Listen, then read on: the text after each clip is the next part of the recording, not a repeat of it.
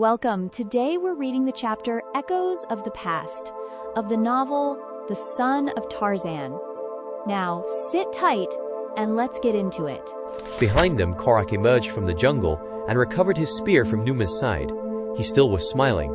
He had enjoyed the spectacle exceedingly. There was one thing that troubled him: the agility with which she had clambered from her pony's back into the safety of the tree above her. That was more like Mangani, more like his lost Miriam. He sighed. His lost Miriam, his little dead Miriam. He wondered if this she-stranger resembled his Miriam in other ways. A great longing to see her overwhelmed him. He looked after the three figures moving steadily across the plain. He wondered where might lie their destination. A desire to follow them came over him, but he only stood there watching until they had disappeared in the distance. The sight of the civilized girl and the dapper khaki-clad Englishman had aroused in Korak memories long dormant. Once he had dreamed of returning to the world of such as these, but with the death of Miriam, hope and ambition seemed to have deserted him. He cared now only to pass the remainder of his life in solitude, as far from man as possible. With a sigh, he turned slowly back into the jungle. Tanta, nervous by nature, had been far from reassured by close proximity to the three strange whites, and with the report of Hansen's rifle had turned and ambled away at his long, swinging shuffle. He was nowhere in sight when Korak returned to look for him. The ape-man, however, was little concerned by the absence of his friend. Tantor had a habit of wandering off unexpectedly. For a month, they might not see one another, for Korak seldom took the trouble to follow the great pachyderm, nor did he upon this occasion. Instead, he found a comfortable perch in a large tree, and was soon asleep. At the bungalow, Bwana had met the returning adventurers on the veranda. In a moment of wakefulness, he had heard the report of Hansen's rifle far out across the plain, and wondered what it might mean. Presently it had occurred to him that the man whom he considered in the light of a guest might have met with an accident on his way back to camp. So he had arisen and gone to his foreman's quarters, where he had learned that Hansen had been there earlier in the evening, but had departed several hours before. Returning from the foreman's quarters, Bwana had noticed that the corral gate was open, and further investigation revealed the fact that Miriam's pony was gone, and also the one most often used by Baines. Instantly, Bwana assumed that the shot had been fired by Hontra Morrison, and had again aroused his foreman, and was making preparations to set forth an investigation when he had seen the party approaching across the plain. Explanation on the part of the Englishman met a rather chilly reception from his host. Miriam was silent. She saw that Bwana was angry with her. It was the first time, and she was heartbroken. "Go to your room, Miriam," he said. "And Baines, if you will step into my study, I'd like to have a word with you in a moment." He stepped toward Hansen as the others turned to obey him. There was something about Bwana, even in his gentlest moods, that commanded instant obedience. "How did you happen to be with them, Hansen?" he asked. "I'd been sitting in the garden," replied the trader, "after leaving Jervis's quarters. I have a habit of doing that, as your lady probably knows. Tonight, I fell asleep behind a bush, and was awakened by them two spooning. I couldn't hear what they said, but presently, Baines brings two ponies, and they ride off. I didn't like to interfere, for it wasn't any of my business, but I knew they hadn't ought to be riding about that time of night, leastways not the girl. It wasn't right, and it wasn't safe, so I follows them, and it's just as well I did." Baines was getting away from the lion as fast as he could, leaving the girl to take care of herself, when I got a lucky shot into the beast's shoulder that fixed him. Hansen paused. Both men were silent for a time. Presently the trader coughed in an embarrassed manner, as though there was something on his mind he felt in duty bound to say, but hated to. "What is it, Hansen?" asked Bwana. "You were about to say something, weren't you?" "Well, you see, it's like this," ventured Hansen. "Being around here evenings a good deal, I've seen them two together a lot, and, begging your pardon, sir, but I don't think Mr. Baines means the girl any good. I've overheard enough to make me think he's trying to get her to run off with him." Hansen, to fit his own ends, hit nearer the truth than he knew. He was afraid that Baines would interfere with his own plans, and he had hit upon a scheme to both utilize the young Englishman and get rid of him at the same time. "And I thought," continued the trader, "that inasmuch as I'm about due to move, you might like to suggest to Mr. Baines that he go with me. I'd be willing to take him north to the caravan trails as a favor to you, sir." Bwana stood in deep thought for a moment. Presently he looked up. "Of course, Hansen, Mr. Baines is my guest," he said, a grim twinkle in his eye. "Really, I cannot accuse him of planning to run away with Miriam on the evidence that we have, and as he is my guest, I should hate to be so discourteous as to ask him to leave. But, if I recall his words correctly, it seems to me that he has spoken of returning home, and I am sure that nothing would delight him more than going north with you. You say you start tomorrow? I think Mr. Baines will accompany you. Drop over in the morning if you please, and now good night. and thank you for keeping a watchful eye on Miriam." Hansen hid a grin as he turned and sought his saddle. Bwana stepped from the veranda to his study, where he found the Honourable Morrison pacing back and forth, evidently very ill at ease. "Baines," said Bwana, coming directly to the point, "Hansen is leaving for the north tomorrow. He has taken a great fancy to you, and just asked me to say to you that he'd be glad to have you accompany him. Good night, Baines." At Bwana's suggestion, Miriam kept to her room the following morning until after the Honourable Morrison Baines had departed. Hansen had come for him early. In fact, he had remained all night with the foreman, Jervis, that they might get an early start. The farewell exchanges between the Honourable Morrison and his host were of the most formal type, and when at last the guest rode away, Bwana breathed a sigh of relief. It had been an unpleasant duty, and he was glad that it was over, but he did not regret his action. He had not been blind to Baines' infatuation for Miriam, and knowing the young man's pride in caste, he had never for a moment believed that his guest would offer his name to this nameless Arab girl, for, extremely light in colour though she was for a full-blood Arab, Bwana believed her to be such. He did not mention the subject again to Miriam, and in this he made a mistake, for the young girl, while realizing the debt of gratitude she owed Bwana and my dear, was both proud and sensitive, so that Bwana's action in sending Baines away and giving her no opportunity to explain or defend hurt and mortified her. Also, it did much toward making a martyr of Baines in her eyes, and arousing in her breast a keen feeling of loyalty toward him. What she had half mistaken for love before, she now wholly mistook for love. Bwana and my dear might have told her much of the social barriers that they only too well knew Baines must feel existed between Miriam and himself, but they hesitated to wound her. It would have been better had they inflicted this lesser sorrow, and saved the child the misery that was to follow because of her ignorance. As Hansen and Baines rode toward the former's camp, the Englishman maintained a morose silence. The other was attempting to formulate an opening that would lead naturally to the proposition he had in mind. He rode a neck behind his companion, grinning as he noted the sullen scowl upon the other's patrician face. "Rather rough on you, wasn't he?"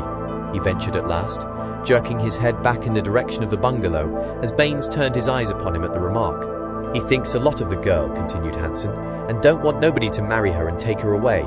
But it looks to me as though he was doing her more harm than good in sending you away. She ought to marry sometime, and she couldn't do better than a fine young gentleman like you." Baines, who had at first felt inclined to take offense at the mention of his private affairs by this common fellow, was mollified by Hansen's final remark, and immediately commenced to see in him a man of fine discrimination. "He's a darned bounder," grumbled the Honourable Morrison, "but I'll get even with him.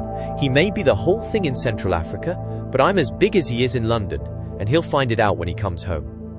"If I was you," said Hansen, "I wouldn't let any man keep me from getting the girl I want. Between you and me, I ain't got no use for him either, and if I can help you anyway, just call on me." "It's mighty good of you, Hansen," replied Baines, warming up a bit, "but what can a fellow do here in this god-forsaken hole?" "I know what I'd do," said Hansen. "I'd take the girl along with me. If she loves you, she'll go all right." "It can't be done," said Baines. "He bosses this whole blooming country for miles around. He'd be sure to catch us." "No, he wouldn't. Not with me running things," said Hansen. "I've been trading and hunting here for 10 years, and I know as much about the country as he does. If you want to take the girl along, I'll help you, and I'll guarantee that there won't nobody catch up with us before we reach the coast. I'll tell you what, you write her a note, and I'll get it to her by my head man. Ask her to meet you to say goodbye. She won't refuse that. In the meantime, we can be moving camp a little further north all the time, and you can make arrangements with her to be all ready on a certain night. Tell her I'll meet her then while you wait for us in camp. That'll be better, for I know the country well and can cover it quicker than you. You can take care of the safari and be moving along slow toward the north and the girl, and I'll catch up to you." "But suppose she won't come," suggested Baines. "Then make another date for a last goodbye," said Hansen, "and instead of you, I'll be there and I'll bring her along anyway. She'll have to come, and after it's all over, she won't feel so bad about it, especially after living with you for 2 months while we're making the coast." A shocked and angry protest rose to Baines' lips, but he did not utter it, for almost simultaneously came the realization that this was practically the same thing he had been planning upon himself.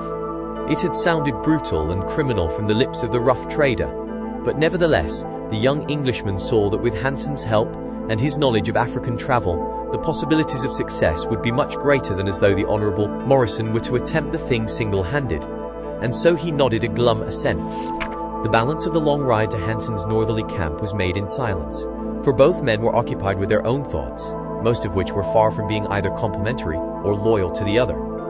As they rode through the wood, the sounds of their careless passage came to the ears of another jungle wayfarer. The killer had determined to come back to the place where he had seen the white girl who took to the trees with the ability of long habitude. There was a compelling something in the recollection of her that drew him irresistibly toward her. He wished to see her by the light of day, to see her features, to see the color of her eyes and hair. It seemed to him that she must bear a strong resemblance to his lost Miriam, and yet he knew that the chances were that she did not. The fleeting glimpse that he had had of her in the moonlight, as she swung from the back of her plunging pony into the branches of the tree above her, had shown him a girl of about the same height as his Miriam, but of a more rounded and developed femininity. Now he was moving lazily back in the direction of the spot where he had seen the girl, when the sounds of the approaching horseman came to his sharp ears. He moved stealthily through the branches until he came within sight of the riders. The younger man he instantly recognized as the same he had seen with his arms about the girl in the moonlit glade, just the instant before Numa charged. The other he did not recognize, though there was a familiarity about his carriage and figure that puzzled Korak. The ape-man decided that to find the girl again he would but have to keep in touch with the young Englishman, and so he fell in behind the pair, following them to Hanson's camp. Here the Honorable Morrison penned a brief note, which Hanson gave into the keeping of one of his boys, who started off forthwith toward the south. Korak remained in the vicinity of the camp, keeping a careful watch upon the Englishman. He had half expected to find the girl at the destination of the two riders, and had been disappointed when no sign of her materialized about the camp. Baines was restless, pacing back and forth beneath the trees, when he should have been resting against the forced marches of the coming flight. Hanson lay in his hammock and smoked. They spoke but little. Korak lay stretched upon a branch among the dense foliage above them. Thus passed the balance of the afternoon. Korak became hungry and thirsty. He doubted that either of the men would leave camp now before morning, so he withdrew, but toward the south, for there it seemed most likely the girl still was. In the garden beside the bungalow, Miriam wandered thoughtfully in the moonlight. She still smarted from Bwana's, to her, unjust treatment of the Honorable Morrison Baines. Nothing had been explained to her, for both Bwana and my dear had wished to spare her the mortification and sorrow of the true explanation of Baines' proposal. They knew, as Miriam did not, that the man had no intention of marrying her, else he would have come directly to Bwana, knowing full well that no objection would be interposed if Miriam really cared for him. Miriam loved them both, and was grateful to them for all that they had done for her. But deep in her little heart surged the savage love of liberty that her years of untrammeled freedom in the jungle had made part and parcel of her being. Now, for the first time since she had come to them, Miriam felt like a prisoner in the bungalow of Bwana and my dear. Like a caged tigress, the girl paced the length of the enclosure. Once she paused near the outer fence, her head upon one side listening. What was it she had heard? The pad of naked human feet, just beyond the garden. She listened for a moment. The sound was not repeated.